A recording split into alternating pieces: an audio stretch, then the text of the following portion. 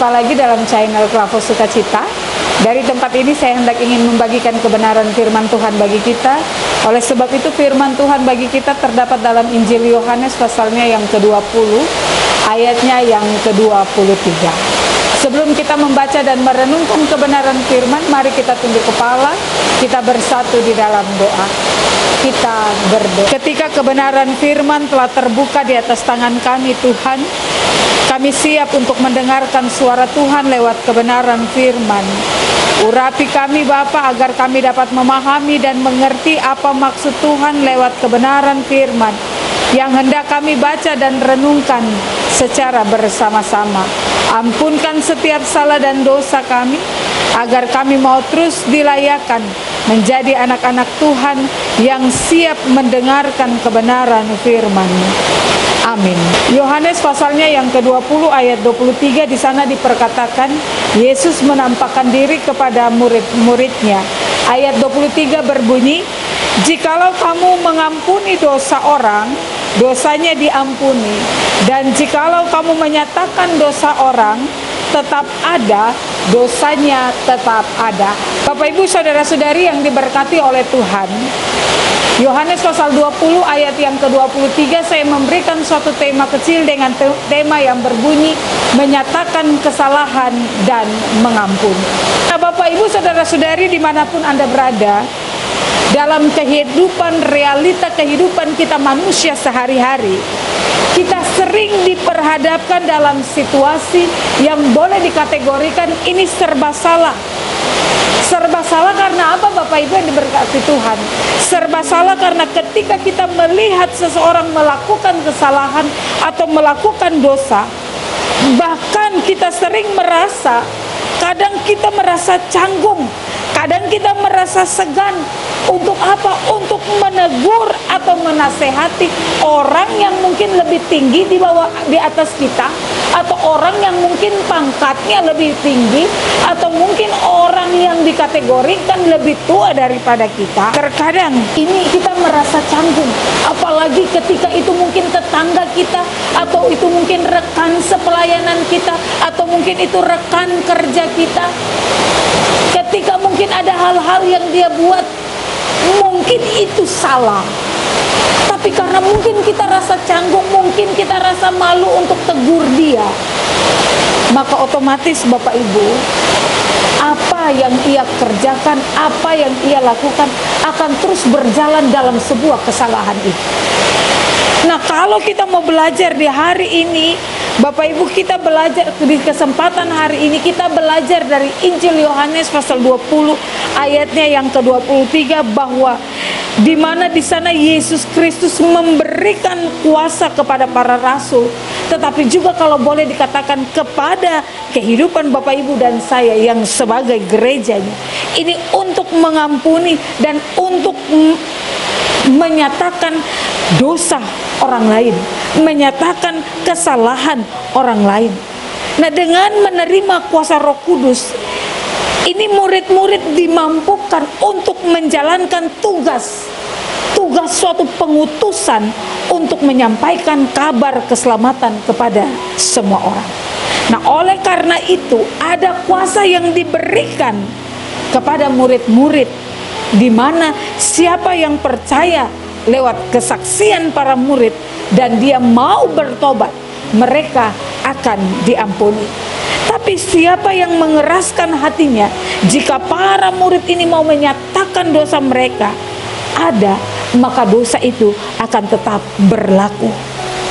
Nah sekalipun bukan dalam kekuasaan manusia untuk mengampuni dosa, tetapi murid-murid Kristus ini diberi kuasa untuk memberitakan pengampunan atas dasar apa yang dilakukan Allah dalam Kristus dengan perantaraan Roh Allah yang kudus itu di dalam murid-murid Kristus ini.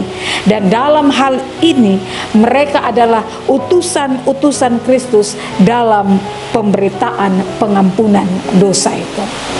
Nah Bapak Ibu saudara-saudari yang diberkati oleh Tuhan, bagi orang-orang yang menolak untuk menerima pengampunan, ini tidak dapat dielakkan bahwa mereka harus berada dalam dosa itu.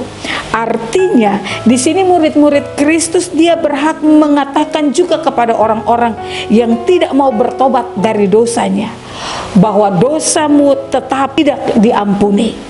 Kita mendapat sebuah contoh konkret Bapak Ibu Saudara-saudari, contoh yang sangat jelas pada peristiwa Ananias dan Safira dalam kitab Kisah Para Rasul, di mana pada waktu itu Petrus mau menerapkan suatu kuasa daripada Tuhan itu sendiri.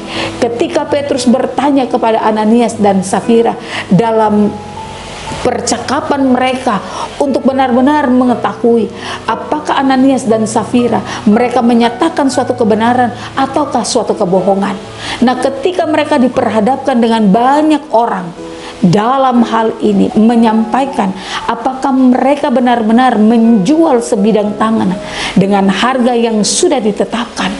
Nah, Bapak Ibu Saudara-saudari, dalam kebenaran firman Tuhan dari Kisah Para Rasul 5 ayat 3 sampai ayat yang ke-11, di sana dinyatakan bahwa Ananias dan Safira mereka ternyata berbohong. Mereka ternyata menipu, bukan hanya menipu Petrus secara pribadi, tetapi juga ada beberapa jemaat di sana.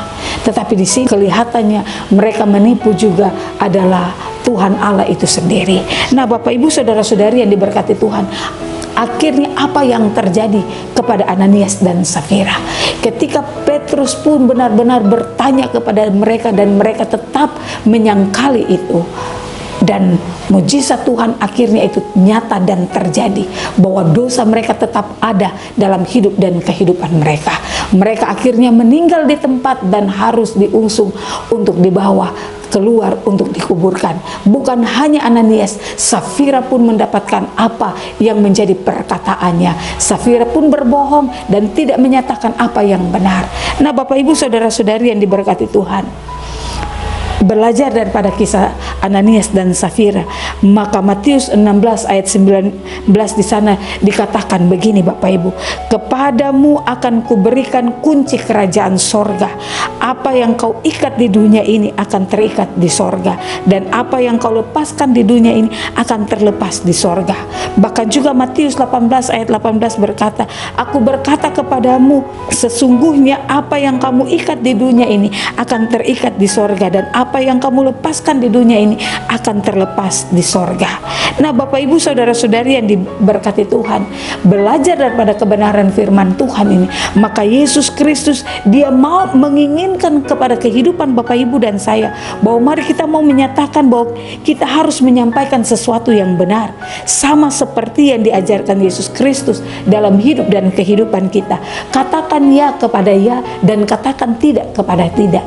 Katakan benar pada apa yang benar, dan katakan tidak benar pada apa yang memang benar-benar itu tidak benar.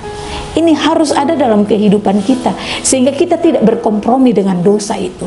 Karena kalau kita berkompromi dengan dosa itu, maka dosa kita ini akan tetap ada dalam tempo hidup. Dia tidak akan pernah hilang. Karena itu Bapak Ibu yang diberkati Tuhan, kebenaran firman Tuhan mau menyatakan ini kepada Bapak Ibu dan saya. Bapak Ibu dan saya, kita diberikan kuasa untuk kita menyampaikan kebenaran kepada setiap orang yang kita jumpai, supaya apa yang benar ini dapat dinyatakan kepada orang yang kita jumpai, sehingga mereka juga tahu apa yang menjadi kebenaran itu. Sehingga ketika mereka berjalan pada jalan yang salah, mereka akan kembali pada jalan yang benar. Sehingga apa yang menjadi dosa mereka, mereka mau benar-benar menyatakan itu kepada Tuhan dan mau memohon keampunan hanya kepada Tuhan. Dalam artian Bapak Ibu, pertobatan itu perlu dalam tempo hidup. Siapa yang bilang kita manusia di dalam dunia ini kita sempurna? Bapak Ibu dan saya, kita tidak sempurna. Yang sempurna hanya Tuhan. Tetapi bagaimana lewat kebenaran firman ini, Dia mau mengajarkan kita untuk datang terus kepadanya, untuk menyatakan apa yang menjadi kesalahan kita. Ketika kita datang kepada Tuhan, Tuhan akan menyambut kita dengan penuh sukacita, karena Dia akan membalut kita dengan kasih sayangnya, dan Dia akan tetap menghibur kehidupan Bapak Ibu dan saya, supaya kehidupan kita terus diperbaharui, kehidupan kita terus mau ada dalam suatu kebenaran. Kalau kita mau menyatakan kesalahan kita, maka dosa kita akan diampuni.